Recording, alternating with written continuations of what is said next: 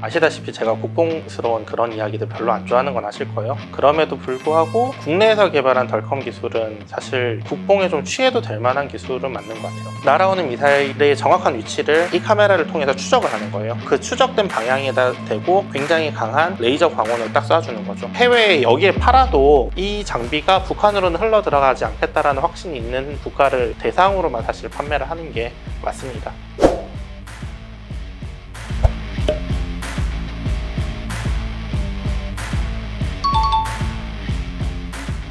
영어로는 덜컴, 이걸 좀 풀어서 보면은 디렉셔널 인프라레드 카운터 메저, 지향성 적외선 방해 장비라고 번역하면 됩니다. 우리가 흔히 알고 있는 적외선 유도 미사일을 기만하는 방법은 통상적으로 플레어라는 방어책을 사용을 해요. 50년대부터 지금까지 거의 한 70년 가까이 쓰여온 이 방식은 어떻게 보면 점점 노후화되고 있는 방식이라고 볼 수 있습니다. 덜컴은 기본적으로 미사일 어프로치 워닝 시스템이 장착이 돼 있어야지 운용을 할 수 있는 장비입니다. 미사일의 탐색기에다가 레이저를 딱 쏴서 탐색기 자체를 기만을 하는 방식을 사용을 합니다. 90년대 개발 들어가서 실제로 실전 배치된 거는 2000년대 초반으로 봐야 될 거예요.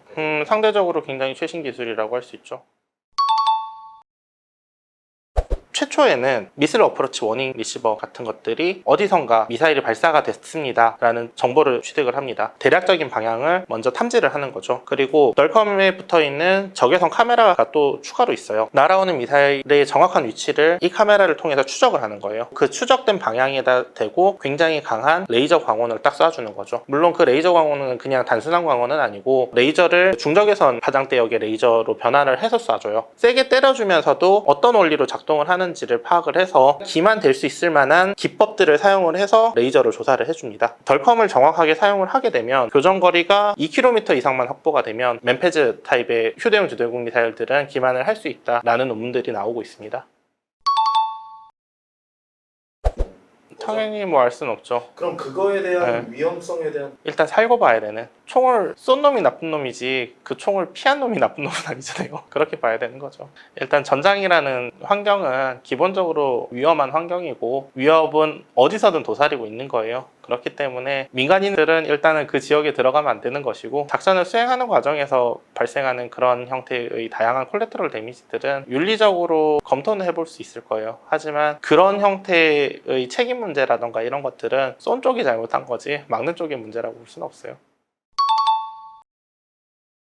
대표적으로 이제 사람들이 많이 알고 있는 게 체프하고 플레어인데, 사람들이 또 모르는 건 현대 전장에서 체프하고 플레어가 사실 거의 효과가 사라지고 있어요. 그러니까 체프 같은 경우에는 어떤 문제가 생기냐면, 탕 터뜨렸을 때 필름이 쪼개지면서 이 알루미늄 구름을 만드는 이런 형태거든요. 이 구름이 움직이지 않는 구름일 거 아니에요. 그런데 현대전에서 사용되는 대부분의 레이더들은 도플러 레이더란 말이에요. 그러니까 쉽게 얘기해서 표적이 움직여야지 표적으로 인식하는 레이더들이에요. 그러니까 체프라는 구름을 펼쳐서 레이더의 반사 신호는 들어오지만 얘가 움직인다라는 신호가 안 들어오기 때문에 체프를 터뜨려도 그냥 그걸 바로 기각을 해버려요. 거의 대부분의 레이더들이 그렇게 체프에 대한 기만 대응 능력을 갖추고 있어요. 체프는 사실은 앞으로 전장에서는 거의 쓰기가 힘들 거예요.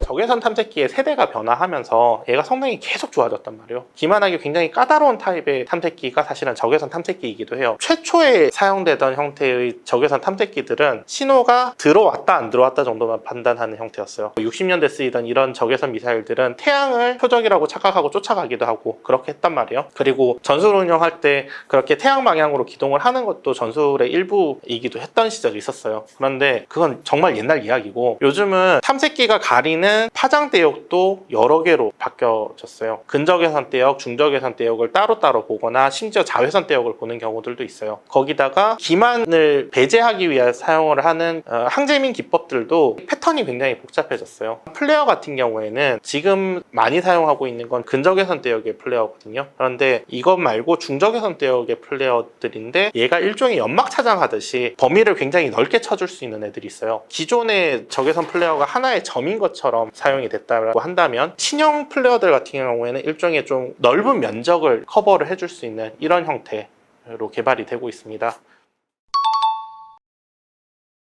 플레어만으로 충분하지 않은 세상이 올 거예요. 하지만 플레어가 필요가 없는 세상이 올 것인가는 또 그건 또 퀘션 마크예요. 거리 측면에서 봤을 때 너무 먼 거리에서 위협이 접근을 해오고 있는데 플레어를 먼저 터뜨려 버리면 효과가 없을 수가 있어요. 그러니까 오히려 덜컴은 좀 장거리에서 교전을 해주고, 그래서 먼저 기만을 해주고, 거기를 살아서 뚫고 들어온 케이스들을 마지막 순간에 적외선 플레어를 터뜨려서 이걸 차장을 해주는 형태로 그렇게 운영을 하는 게 아마 앞으로의 양상이 될 것으로 보고 있습니다. 플레어도 변화를 해야 되고, 덜컴 같은 장비들도 추가로 필요해지고, 그리고 앞으로 상황이 더 안 좋아지면 이 기술을 가지고 레이저 무기를 만드는 방향으로 나갈 필요도 있는 거예요. 지금의 덜컴은 레이저를 좀 강하게 조사를 해줘서 탐색기를 헷갈리게 만드는 역할이라면, 이것보다 조금 더 나가게 되면 탐색기 자체를 완전히 태워버리거나 아니면은 미사일 자체를 완전히 태워버리는 그런 형태의 소위 말하는 에너지 무기들, 레이저 무기들, 이런 것들로 발전해 나갈 수 있겠죠.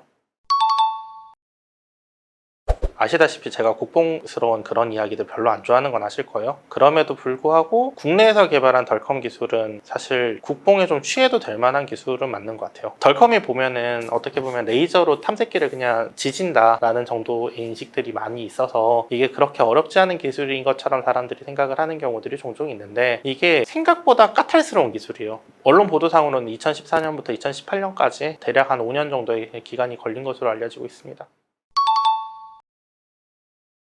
이렇게 비교를 해볼 수 있겠죠. 요즘 보면은 핸드폰 카메라들 많이 좋아졌죠. 내가 뛰어가면서 촬영을 하거나 영상을 찍어도 흔들림이 거의 없이 그렇게 처리를 해주는 기능들이 보일 거예요. 그런데 그 이전에 우리가 쓰던 카메라들은 어땠나 생각을 해보면 조금만 건드려도 흔들리고 이랬단 말이에요. 그런데 이 장비가 운용돼야 되는 환경은 우리가 그냥 걸어 다니는 수준의 그 환경이 아니에요. 항공기는 엄청나게 급격하게 기동을 해야 되는 물건이고, 그렇기 때문에 중력 가속도도 많이 걸리고 이런 장비들이란 말이에요. 그러면 그 가속도가 걸린 상태에서도 스테빌라이저가 잘 작동해 줄 수 있는 그런 기술들, 그것도 첫 번째로 굉장히 까탈스러운 기술이고, 이런 기술이 충족이 돼야지 미래의 레이저 무기를 개발하는 가장 기본적인 기술이 돼요. 그래서 사실 이 기술이 앞으로는 레이저 무기하고 연결될 수 있는 기반 기술이다라는 측면이 굉장히 중요해요. 전자전 영역에서는 사실 내가 무엇을 막을 것인지를 결정을 하고, 그걸 막는 데 필요한 영역을 어디에 둘 것인지가 굉장히 중요해요. 그런데 덜컴 같은 경우에는 보면 대상으로 삼아야 되는 탐색기의 종류가 생각보다 굉장히 넓단 말이에요. 정말 탐색기를 엄청나게 센 레이저로 그냥 태워버리겠다, 이건 오히려 좀 쉬울 수 있어요. 그냥 레이저 출력만 높이면 될 거 아니에요. 근데 그게 아니라 요 탐색기에다 대고 내가 이렇게 속일 거야를 하나하나를 다 결정을 해놓고 기만 신호를 만들어야 돼요. 그러니까 막 1970년대 개발된 미사일도 기만을 해야 되고, 80년대 개발된 미사일도 기만을 해야 되고, 90년대, 2000년대 만든 미사일도 기만을 해야 되는데, 그 범위가 그렇게 쉽게 정리가 될 수가 없는 거죠. 그런 것들을 다 뚫어내서 개발을 했다라는 것은 충분히 국뽕에 취해도 될 만한 그런 기술이라고 볼 수 있는 거죠.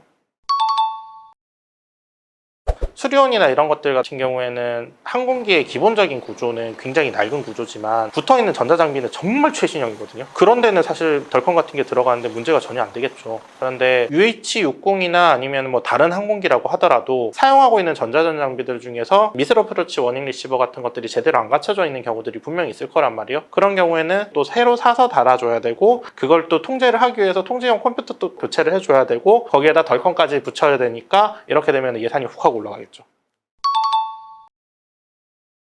전자전 기술은 사실 해외 수출하기가 굉장히 까다로운 것들이고, 그래서 미국의 덜컴 같은 경우에는 수출 허가가 안 나는 경우가 굉장히 많아요. 미사일을 기만하는 데 필요한 기만 신호를 어떻게 설계를 하느냐, 그거 자체가 핵심 기술이니까. 만약에 기만 신호가 이런 형태로, 이런 패턴으로 구성이 됐어 라는 걸 적들이 알게 되면, 그러면 우리 탐색기를 이렇게 바꾸면 이거 피할 수 있겠네 라는 결과가 나올 수 있거든요. 그래서 덜컴이나 이런 것들은 사실 수출 허가가 잘 안 나는 경우라고 볼 수 있어서, 우리 입장에서도 사실은 좀 마찬가지인데, 해외에 여기에 팔아도 이 장비가 북한으로는 흘러 들어가지 않겠다라는 확신이 있는 국가를 대상으로만 사실 판매를 하는 게 맞습니다.